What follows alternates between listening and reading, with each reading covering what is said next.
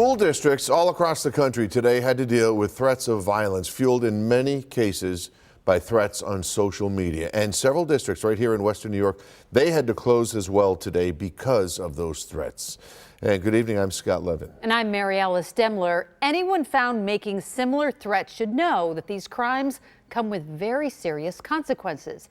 2 on Your Side's Kelly Dudzik joins us from the Information Center with more on the districts impacted here and how the decision is made to close. Kelly? Scott and Mary Alice, at least 6 school districts dealt with threats of violence today in Western New York. Some canceled classes. At least 1 school sheltered in place. West Middle School in West Seneca sheltered in place after a report came in about a student having a weapon today.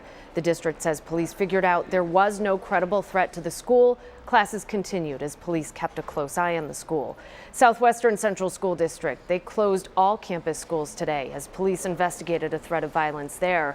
This afternoon, the district released a statement saying at around 10 last night, administrators got a report of a potential threat regarding a student. So they got a bunch of police departments involved and said they are not releasing any more information because it's a confidential student matter.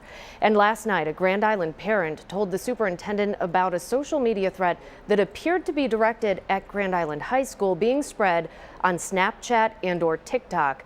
Police were able to figure out that that post came from Florida and the person responsible posed no threat and is in custody. The district decided to have additional police around today. Earlier this month, I talked with administrators about the charges people face for making these kinds of threats.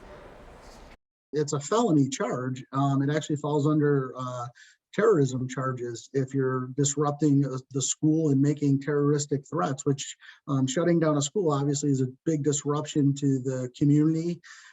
So yeah, there's some serious consequences. Gowanda Central Schools closed today, citing threats of violence trending on social media, and late this afternoon released new information saying they were informed late last night about photos taken on one of the district's buses that included imagery of weapons. The sheriff's office investigated and says they were photoshopped and weapons were never on the bus. The investigation ended with 2 kids being charged with making terrorist threats with pending school discipline. Pine Valley Central School District, that district was also closed today because of threats. I called to get more information. I haven't gotten a call back yet. And there was also a threat made against Niagara Falls High School. The superintendent there says they identified the source of where that picture came from, and the FBI is now looking for the person who posted it.